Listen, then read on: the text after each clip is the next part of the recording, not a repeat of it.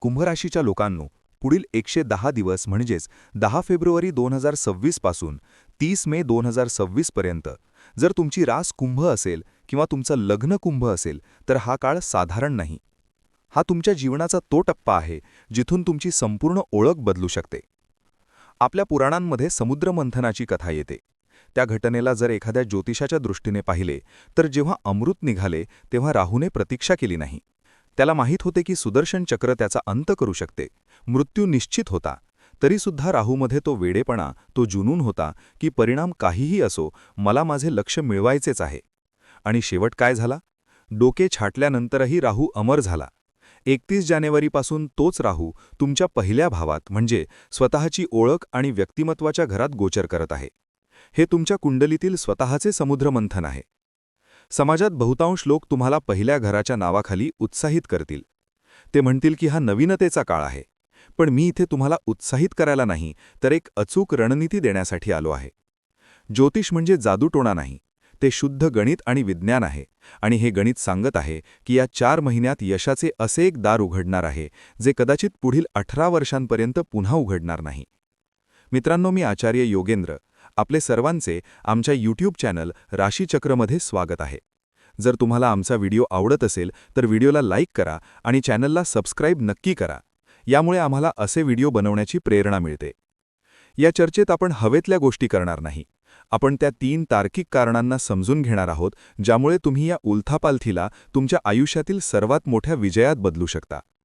जर तुम्ही ही चर्चा अर्धवट सोडली तर तुम्ही फक्त माहितीच नाही तर तुमचे आयुष्य बदलण्याची एक दुर्मिळ संधी गमावाल. तर चला, नक्षत्रांच्या भाषेत तुमच्या येणाऱ्या उद्याचा सविस्तर अर्थ समजून घेऊया. पहिले कारण आहे स्वातंत्र्याने भरलेला राहू. पहा, राहू सध्या कुंभ राशीत गोचर करत आहे. कुंभ राशीचा स्वामी कोण आहे? शनिदेव. आणि 31 जानेवारीला राहू शतभिषा नक्षत्राच्या 3ऱ्या चरणात आधीपासूनच विराजमान आहे. तुम्हाला माहिती आहे का, या 3ऱ्या चरणाचा स्वामी कोण आहे? तो स्वतः राहूच आहे. आणि सर्वात मोठी गोष्ट म्हणजे शनिदेव स्वतः कुठे बसले आहेत?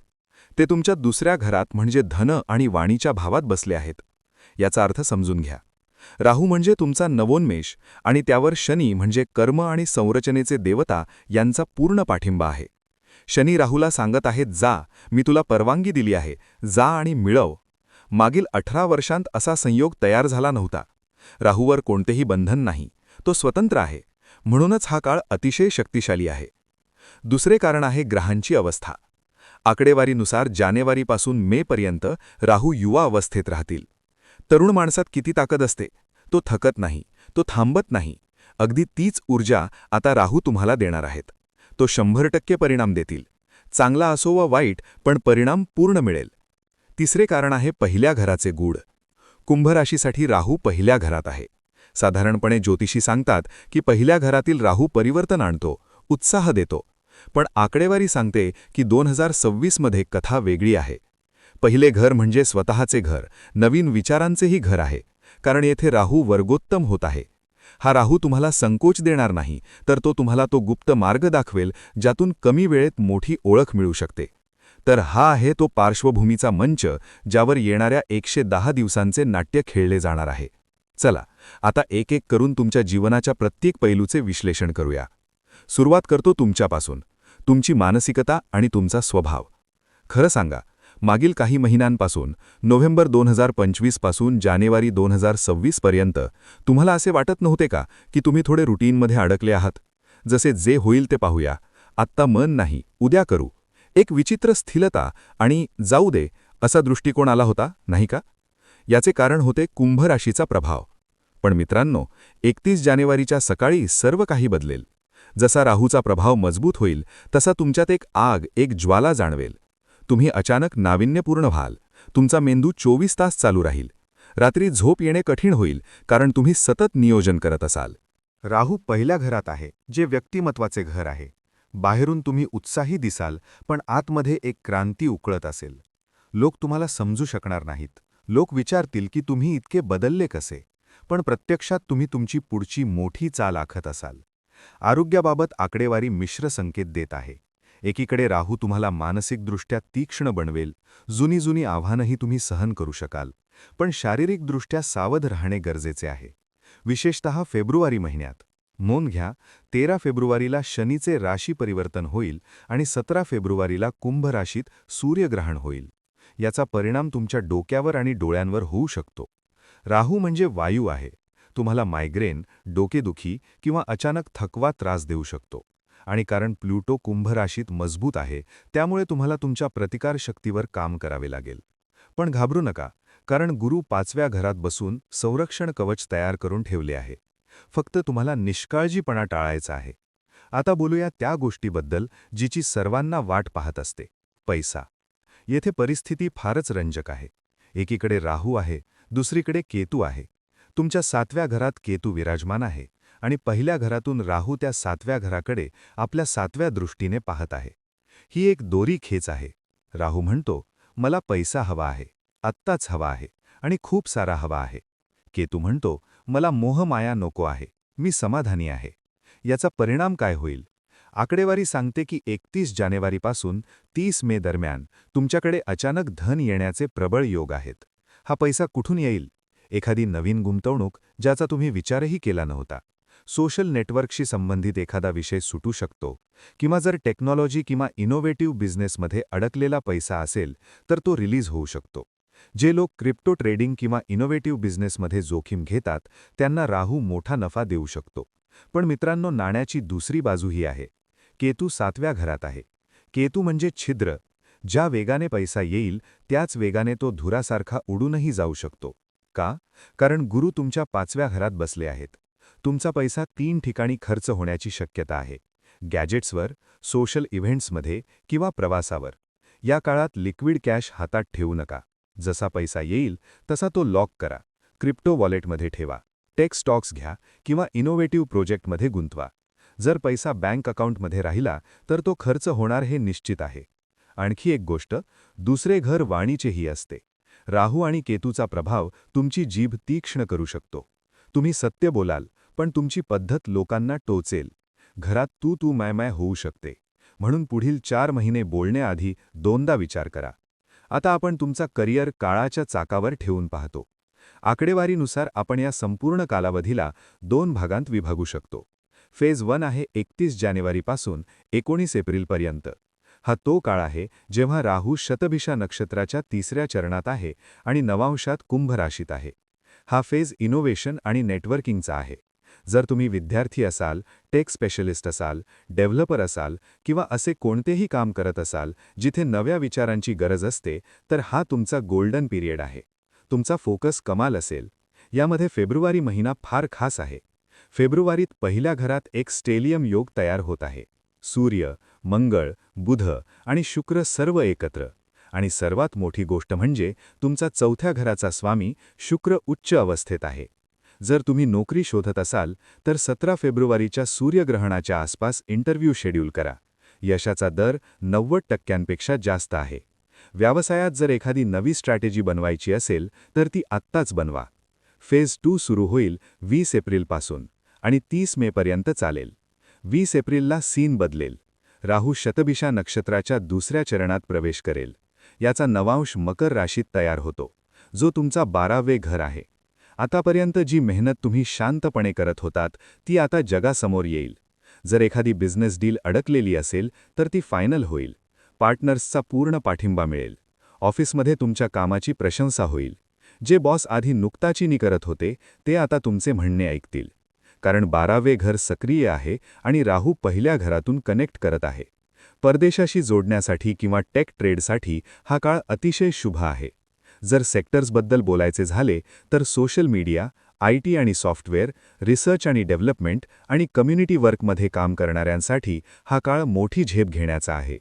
आता आपण व्हिडिओच्या सर्वात क्रिटिकल सेक्शनवर आलो आहोत, नाती आणि सावधगिरी.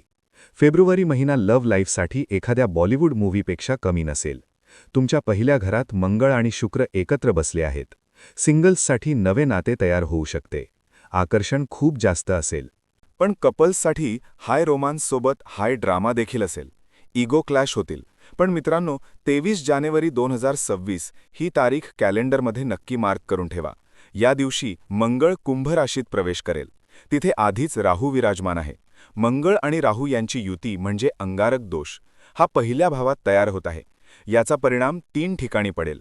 पहिला, पार्टनर्समध्ये अचानक मोठे वाद होऊ शकतात. गोष्ट ब्रेकअप किंवा सेपरेशनच्या धमक्यांपर्यंत जाऊ शकते. त्यामुळे शांत रहा. दुसरा, स्कॅन्डल. राहू पहिल्या भावात गुपिते उघड करतो. जर तुम्ही कोणत्याही हिडन रिलेशनशिपमध्ये असाल तर पकडले जाण्याचा धोका 100% आहे. तिसरा आणि सर्वात महत्त्वाचा, अपघात. 23 जानेवारीनंतर वाहन चालवताना क्षणभरही निष्काळजीपणा करू नका. वेग कमी ठेवा. हेल्मेट आणि सीट बेल्टचा वापर करा. इजा होण्याचे योग तयार होत आहेत. डेटा आणखी एक इशारा देतो. टेक्नॉलॉजीबाबत. राहू शतभिषा नक्षत्रात आहे, जे गुपितांचं नक्षत्र आहे. तुमचा फोन, लॅपटॉप किंवा खाजगी चॅट्स लीक होऊ शकतात. ऑफिस ईमेल्स काळजीपूर्वक पाठवा. पासवर्ड मजबूत ठेवा. तुमचे एखादे जुने गुपित बाहेर येऊ शकते, जे तुमची प्रतिमा खराब करू शकते. सतर्क रहा. आता मी त्यांच्याबद्दल बोलू इच्छितो जे घराचा पाया आहेत. माझ्या माता भगिनी, ज्या गृहिणी किंवा होममेकर आहेत. बऱ्याचदा राशी भविष्यात तुमच्याबद्दल वेगळं बोललं जात नाही, पण कुंभ राशीसाठी हा काळ तुम्हालाच सर्वाधिक प्रभावित करणार आहे. कारण कुंभ राशीचा स्वामी शनी आहे आणि तुम्ही घराचे इंटेलेक्च्युअल बॅरोमीटर आहात. जर तुम्ही गृहिणी असाल तर हे 100 दिवस तुमच्यासाठी 3 मोठे बदल घेऊन येत आहेत. लक्ष देऊन ऐका. सर्वात पहिले, फॅमिली कनेक्शन.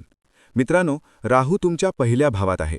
ज्योतिषात पहिला भाव म्हणजे स्वतःचा भाव. डेटा स्पष्ट सांगतो की या काळात कुटुंबियांबरोबर गैरसमज होण्याचे पूर्ण योग आहेत. राहू धूर आहे. कदाचित सासू किंवा नणंदेसोबत एखादी गोष्ट बिघडू शकते. तुम्ही काही चांगले करायला जाल, पण त्याचा अर्थ चुकीचा काढला जाईल. या काळात स्पष्टीकरण देण्यात तुमची ऊर्जा वाया घालवू नका. शांत रहा. हा राहूचा भ्रम आहे, जो मे नंतर आपोआप दूर होईल. दुसरी गोष्ट, घराची सुरक्षितता. हा मुद्दा मी आधीही सांगितला आहे, पण तुमच्यासाठी ही लाईफ सेव्हिंग ॲडवाईस आहे. विशेषतः 13 फेब्रुवारीनंतर जेव्हा शनी मेष राशीत प्रवेश करेल. मंगळ म्हणजे आग आणि राहू म्हणजे गॅस. तुमचा जास्त वेळ घरात जातो. गॅस सिलेंडर तपासा. गरम तेल किंवा चाकू वापरताना लक्ष विचलित होऊ देऊ नका. डेटा सांगतो की भाजणे किंवा कापले जाण्याचे योग जास्त आहेत. घाई अजिबात करू नका. पण मित्रांनो, सगळंच नकारात्मक नाही. राहू तुम्हाला एक खूप मोठी शक्तीही देत आहे. पहिला भाव म्हणजे लपलेल्या गोष्टी. तुमच्यात एखादा असा टॅलेंट आहे का जो तुम्ही जगापासून लपवून ठेवला आहे? सोशल मीडिया, ब्लॉगिंग, ऑनलाईन ट्युटरिंग किंवा इनोव्हेटिव्ह क्राफ्टिंग. हा काळ आहे तो टॅलेंट बाहेर आणण्याचा. राहू तुम्हाला वर्क फ्रॉम होम किंवा सिक्रेट इन्कम निर्माण करण्यात मदत करेल. तुम्ही घरी बसून इंटरनेटच्या माध्यमातून काहीतरी असे सुरू करू शकता ज्यामुळे तुमची वेगळी ओळख निर्माण होईल. शनी तुम्हाला सपोर्ट करत आहेत. जर तुम्ही एखादा ऑनलाईन कोर्स जॉईन केला किंवा बिझनेस सुरू केला तर पती आणि कुटुंबाला आश्चर्य वाटेल की तुम्ही इतक्या पुढे कशा गेलात.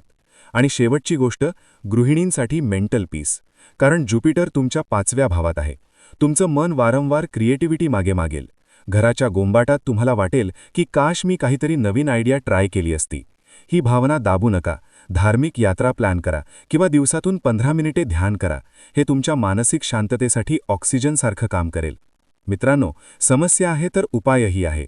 आपल्या ऋषीमुनींनी ग्रहांच्या प्रभावाला बॅलन्स करण्यासाठी काही अतिशय सोपे आणि वैज्ञानिक उपाय सांगितले आहेत. या 4 महिन्यांना यशस्वी बनवण्यासाठी हे उपाय करा. पहिला उपाय, राहूसाठी. राहूचं तत्व धूर आहे.